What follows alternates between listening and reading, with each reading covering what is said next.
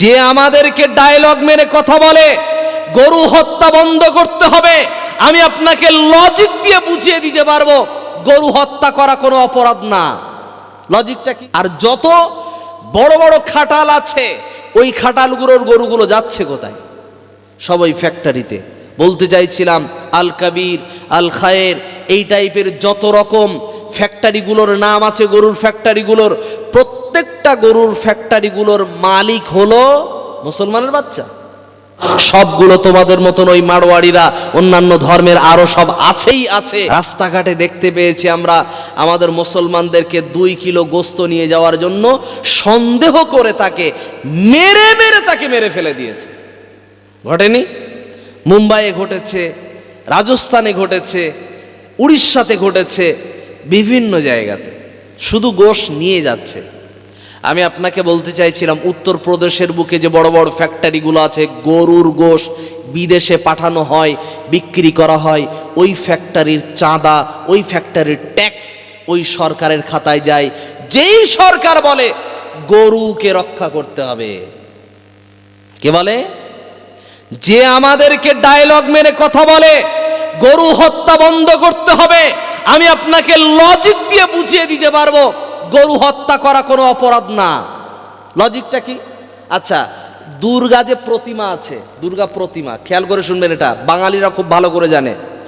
দুর্গা ঠাকুরের যখন পূজা করা হয়, ওই মূর্তি যখন রাস্তাঘাটে নিয়ে যাওয়া হয় বা প্যান্ডেলে রাখা হয়, আমরা দেখেছি কি?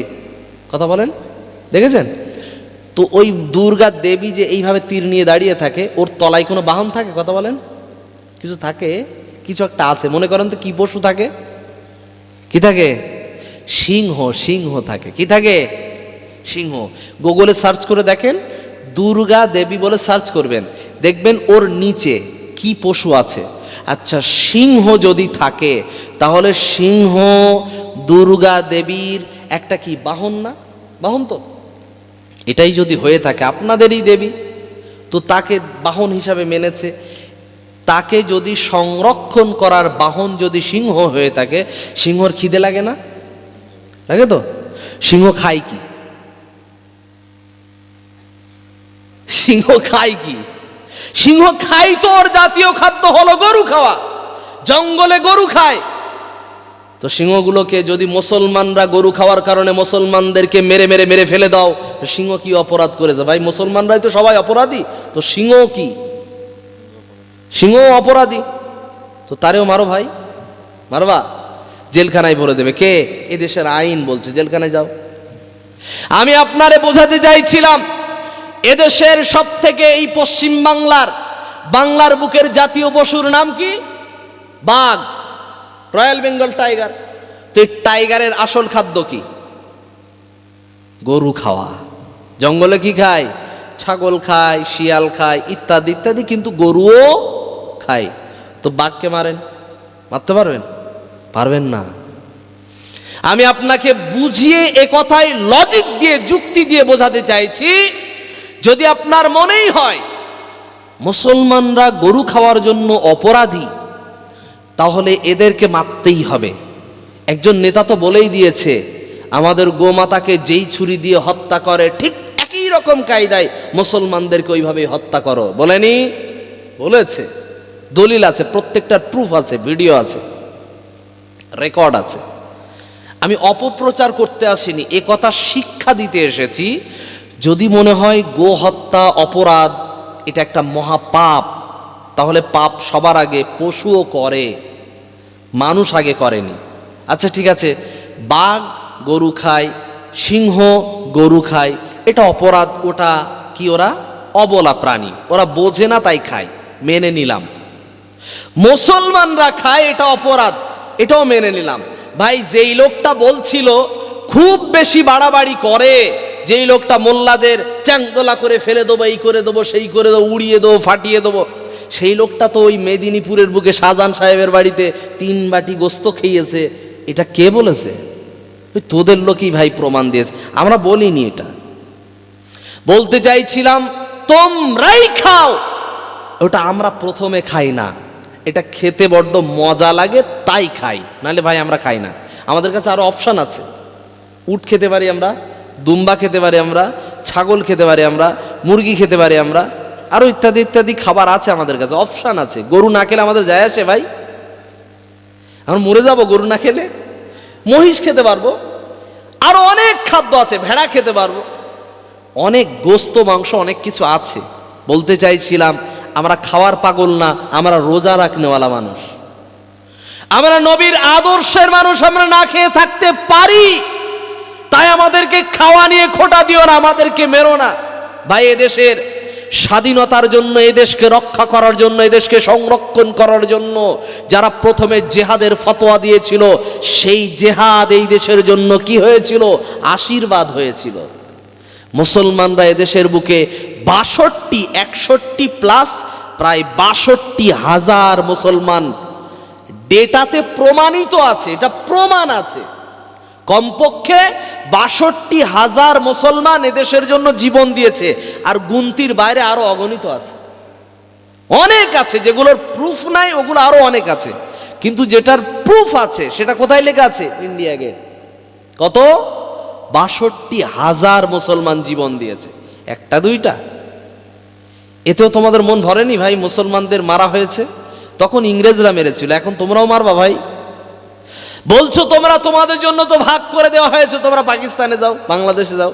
ভাই ওখানে যাওয়ার জন্য আমরা এখানে জন্ম নেইনি, আমাদের বাপ দাদা 14 পুরুষ এখানে থেকে যায়নি, এমনিতে থাকেনি, তারা চয়েস করে এখানে থেকেছে, ভালোবেসে মাটি ছেড়ে তারা যায়নি।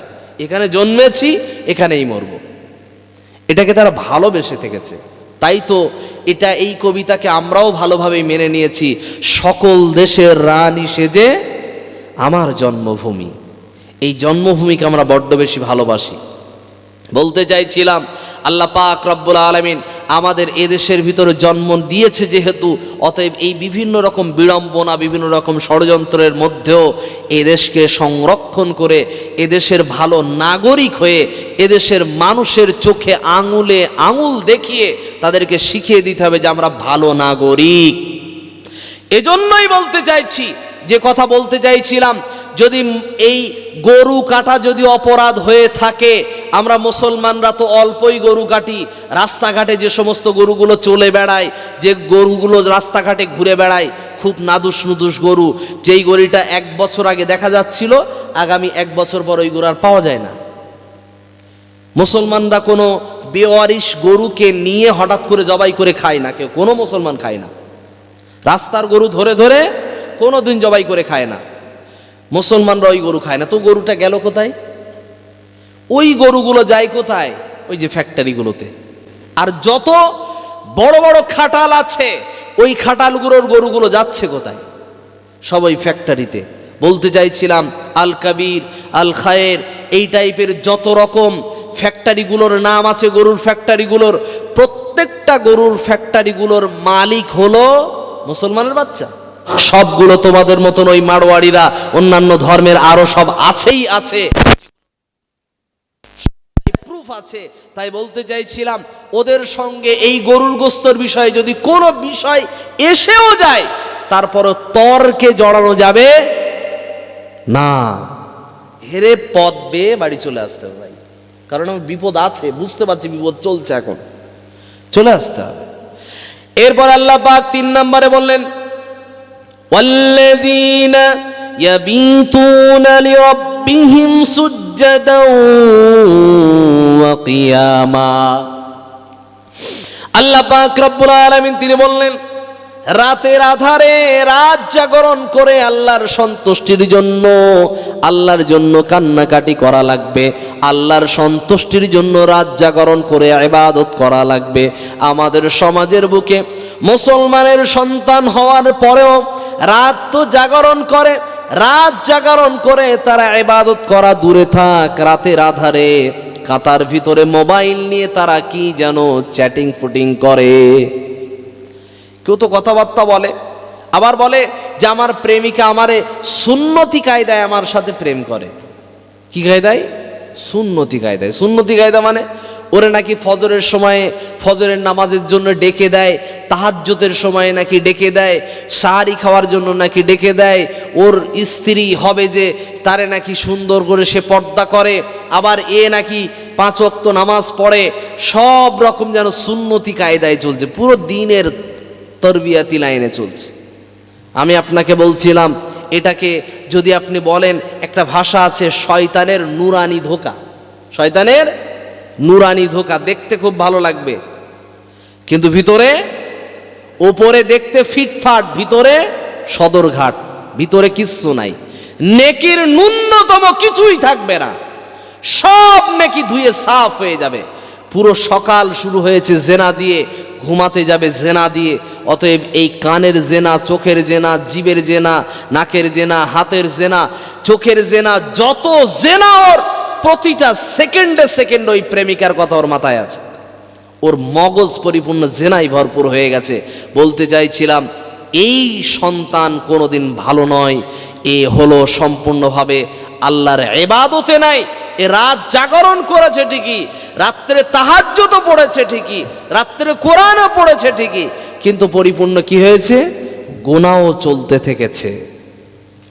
তারপরেও বলি, আল্লাহ পাক রব্বুল আলামিন যেহেতু আমাদেরকে জন্ম দিয়েছেন মানুষ হিসাবে, আবার উম্মতে মুহাম্মাদি হিসাবে, আবার মুসলমান হিসাবে, অতএব আল্লাহ আমাকে সাবসিডি দিয়ে যেহেতু মহাব্বত দিয়ে জন্ম দান করে দিয়েছেন, উপহার অনেক কিছু অলরেডি দিয়ে দিয়েছেন, অতএব আমার নামাজ 5 ওয়াক্ত অন্তত প্রতি ওয়াক্তের নামাজ ওয়াক্তে আদায় করা লাগবেই লাগবে। না হলে কি হবে? না হলে আমার নাম মুনাফিক। আমি যদি নামাজ না পড়ি তাহলে আমার নাম কাফের, না হলে অন্তত মুনাফিক, না হলে অন্তত ফাসিক। তিনটের কোনো না কোনো আমার নামে জুড়ে থাকবে।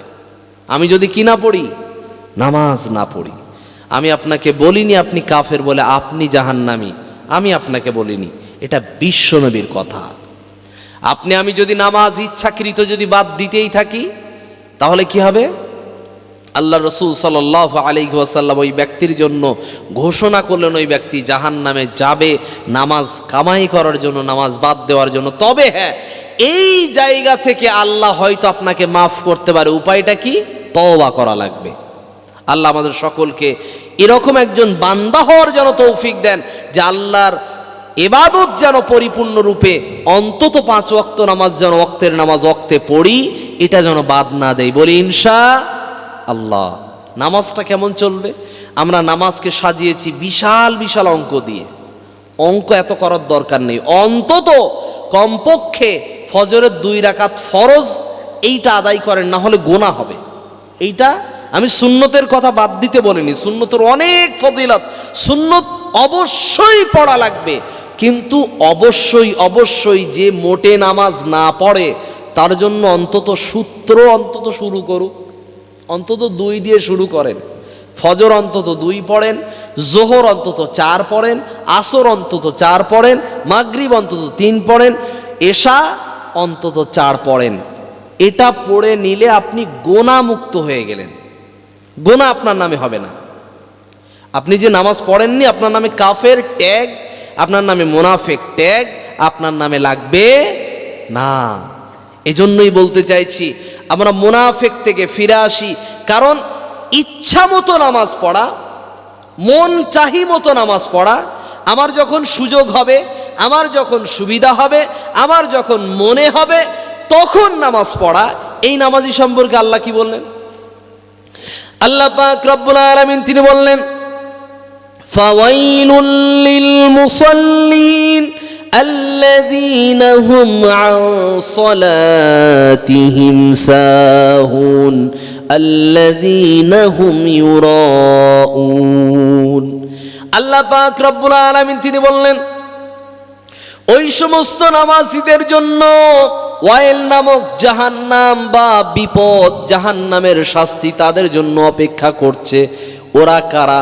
যারা আল্লাযীনা হুম আন সালাতিহিম সাহুন, যারা নামাজের ব্যাপারে গাফিলতি করে, নামাজের ব্যাপারে ইচ্ছা মতো সিদ্ধান্ত নেয়। জুমার দিনে নামাজ পড়তে গেছে, বলে এই শুক্রবার থেকে নামাজ আর ছাড়বো না, আসরের সময় থেকে আবার পুনরায় গায়েব। রমজান মাসের তারাবির সময় ওই সমস্ত নকল নামাজিদের ঠেলায়, আবার বলছি কথাটাকে রিপিট করে বলছি, নকল নামাজিদের ঠেলায় যারা আসল নামাজি, 5 ওয়াক্ত নামাজি, তারা সামনের কাতার 2 নাম্বার 3 নাম্বার কাতারে চান্স পায় না। রমজান মাসের জ্বালাতন এটা। এরা রমজান মাসের সব থেকে বড় আল্লাহর বান্দা হয়ে যায়। কোন নামাজ পড়ুক আর না পড়ুক, অন্তত ইফতারের সময়ের নামাজ পড়া লাগবে। এবার মনে করে ইফতারের সময় যদি নামাজটা না পড়ি তাহলে কি হবে না? রোজাই হবে না। অথচ রোজা আলাদা জিনিস, নামাজ আলাদা জিনিস। রোজা আলাদা ইবাদত, নামাজ আলাদা ইবাদত। আবার এইটা নিয়ে আবার যেন বানিয়ে নেন না যে তাহলে নামাজ না পড়লে কি হবে? রোজা হবে। মুসলমান তো লজিকে ফার্স্ট, ঠিক না? কি করে কিভাবে বেকায়দা কায়দা মেরে মেরে কি করে ফাঁকি মারা যায়? ফাঁকি মারা যাবে না। আল্লাহ রমজান মাসকে দিয়েছে নেকি অর্জন করার জন্য, লাআল্লাকুম তাত্তাকুন, যাতে আমরা মুত্তাকি হতে পারি। তার জন্য রমজান মাসে বেশি বেশি ইবাদত করা লাগবে, ইবাদত কমানো যাবে না। আল্লাহ পাক রব্বুল আলামিন তিনি বললেন ওই সমস্ত নামাজীদের জন্য বিপদ। কোন নামাজির জন্য? যেই নামাজি রমজান মাসের সম্পূর্ণ পুরো রমজান মাস নামাজ পড়লো ঈদের দিন পর্যন্ত, ঈদের দিনেও পর্যন্ত নিয়ত করেছে আজ থেকে আর নামাজ ছাড়বো না, জোহর থেকে আর দেখা যায় না। ও মসজিদকে সালাম, আসসালামু আলাইকুম মসজিদ, সেই সামনে রোজার মাসে দেখা হবে। মানে ওরা কোনো কথাই নেই, মসজিদের সঙ্গে দেখাই হবে না। আর যদি বাই চান্স কোনো ক্রমে দেখা হয় তো সেটা কি বারে? শুধুমাত্র শুক্রবার ছাড়া আর কোনো হুজুর টাইম পাইনি। কি করি বলেন তো? ইচ্ছা খুব হয় নামাজ কালাম পড়ার, কিন্তু কি পাইনে? সময় পায় না। মানে এতই ব্যস্ত, সবার থেকেও এত ব্যস্ত যে নামাজটাই পড়তে সময় পায় না, বাকি সব পায়। কেমন নামাজ পড়তে সময় পায় না? একটু পয়েন্টটাকে খেয়াল করে দেখবেন, ভালো করে এটা হিসাব করে দেখবেন সমাজে ঘটে কিনা। আমি বাস্তবতা মিলিয়ে বলি। ওর পাশের গ্রামে ওর দুলাভাইয়ের একজন শ্বশুর মারা গেছে। দুলাভাইয়ের ওই চাস্তো শ্বশুর এটা সেটা কেউ একজন মারা গেছে। ও তার বাড়িতে গেছে, গিয়ে মাটি হবে কোন সময়? জোহরের পরে। মসজিদের পাশেই দাঁড়িয়ে আছে, অজু করে আছে, মাথায় টুপি আছে, পাঞ্জাবি আছে, পবিত্র হয়ে আছে, ড্রেস আছে, অজু আছে। ও জোহরের নামাজ পড়ে? কি পড়বে? জানাজা পড়বে, কিন্তু জোহর পড়বে না। মুসলমান, আমি আপনাকে বলতে চাইছিলাম জানাজার নামাজ না পড়লে আপনি জাহান্নামী হবেন না। জানাজার নামাজ না পড়লে শয়তান অখুশি হয় না বা খুশিও হয় না। জানাজার নামাজ না পড়লে শয়তানের খুব একটা কিছু আফসোস হয় না। কিন্তু আপনি জোহরের নামাজ পড়লে শয়তান মারাত্মক রেগে যাবে। আপনি শয়তানরে খুশি করার জন্য কি করলেন? আপনি ওই 10টা মিনিট মসজিদের রহমতের জায়গাতে না ঢুকে আপনি বাইরে শয়তানের ডিউটিটা পালন করছেন। বোঝা গেল না? এরকম নামাজে আছে না নাই? কথা বলেন। আছে? আছে আপনাদের দিকে নাই, তাই না? হ্যাঁ, আপনাদের দিকে নাই, আমাদের দিকে আছে। আমাদের দিকে খুব দেখতে পাওয়া যায়। পাঞ্জাবি, টুপি, পোশাক পরিচ্ছদ, অজু সব কিছু রেডি, তারপরে জোহরের নামাজ পড়তে ঢুকবে না, ও বাইরেই দাঁড়িয়ে থাকবে, অপেক্ষা করবে, কিন্তু জোহরের নামাজ পড়বে না। ও মুনাফিক, মুনাফিক, মুনাফিক, মুনাফিক। ওর ঠিকানা কোথায়? আল্লাহ পাক রব্বুল আলামিন বললেন ইন্নাল মুনাফিকিনা ফিদ দারকিল আসফালি মিনান নার। আল্লাহ পাক বললেন মুনাফিকের ঠিকানা হলো কঠিন এবং জঘন্যতম জাহান্নাম আগুনের ভিতরে থাকবে। মুনাফিক কোথায় থাকবে? জাহান্নামের নিকৃষ্টতর জায়গা, জাহান্নামের সব থেকে নিম্ন স্তরে থাকবে কে? মুনাফিক। নামাজি, নামাজি ইচ্ছা মতো নামাজ পড়া যাবে না, নামাজ পড়তে হবে আল্লাহর নিয়মে। কেন? এই মুসলমানকেই যদি বলা হতো, আল্লাহ যদি বলতেন এই মুসলমানকে, আল্লাহ যদি বলতেন যে মদ খা, এই মুসলমানরা মদ খেত না। না কেন বলছি? এদের আল্লাহর নিয়ম না বড্ড খারাপ লাগে, ভাল লাগে না। কেন বলছি একটু মিলিয়ে দেই। মুসলমানকে বলা হয়েছে নামাজ পড়, ও পড়ে না। এর বলা হয় পর্দা কর, ও করবে না। একেই যদি আল্লাহ বলতো যে পর্দা করা হারাম, এরা বেশি করে ঢেকে ঢেকে বেড়াতো। এটা বাস্তবতা, মিলিয়ে দেখেন। আল্লাহর রসুল বলছে মধু খাও, মধু খাওয়াতে উপকার, এ বিড়ি খায়। আল্লাহ যদি বলতো বিড়ি খাওয়া হালাল, বিড়ি খাওয়ার ভিতরে উপকার আছে, বিড়ি খেতই না, ও মধুই খেত। আল্লাহ বলেছে গোস্ত খাওয়া হালাল, এ কি করে? গোস্ত খায়। কিন্তু আবার কোনো কোনো সময় কি করে? ও মদ খাওয়ার পরে চ্যাট করার জন্য গোস্ত খায়। এটা বাস্তবতা, আপনি মানেন বা না মানেন, সমাজের বুকে এটা ঘটছে। সমাজের বুকে মুসলমানদেরকে যদি আল্লাহর আইন দেওয়া হয়েছে, কি করা হয়েছে? আল্লাহর আইন দেওয়া হয়েছে যে রমজান মাসের রোজা রাখতে হবে, এ রোজা না রাখতে পছন্দ করে। আল্লাহ যদি বলতো রোজা রাখা হারাম, এরা বেশি করে রোজা রাখতো। আল্লাহ যদি বলতো যে এই টুপি পরা হারাম, এরা প্রত্যেকটা মুসলমানের বাচ্চা টুপি পরে বেড়াতো। আল্লাহ যদি বলতো দাড়ি রাখা হারাম, প্রত্যেকটা মদ্দালক পুরুষ মানুষ এরা সব কি করতো? দাড়ি রেখে দিত। এটাই বাস্তবতা। আল্লাহ যেটা বলেছে এটা তার বিপরীত করতে ভালোবাসে। আচ্ছা, যেটা মহিলার হয় না সেটা আমার আপনার হয়, এটা তো পুরুষের প্রতীক চিহ্ন, তাই না? এটা তো একটা মদ্দালক পুরুষ মানুষের বীরত্ব প্রকাশের একটা মূর্ত প্রতীক, তাই না? আমি এটা ছেড়ে দেই কেন? এটা ছিঁড়ে ফেলে দেই কেন? কারণ বিশ্বনবী রাখতে বলেছেন, আর মুসলমান বিশ্বনবীর বিরুদ্ধে চলতেই ভালোবাসে। এটা বাস্তবতা, আপনি মানেন বা না মানেন। আল্লাহ যদি বলতেন যে মুসলমানি করা হারাম, এরা বেশিরভাগই কি করত? মুসলমানি দিত। যেহেতু আল্লাহ এটাকে কি করেছেন? হালাল বলেছেন। এটা দেখছি যে ছোটবেলা তো আমি তো করিনি, ও মা বাপ দিয়ে দিয়েছে তাই হয়েছে, নাইলে এটাও কি করতো? এটাও সুযোগ পেলে আউট করে দিত।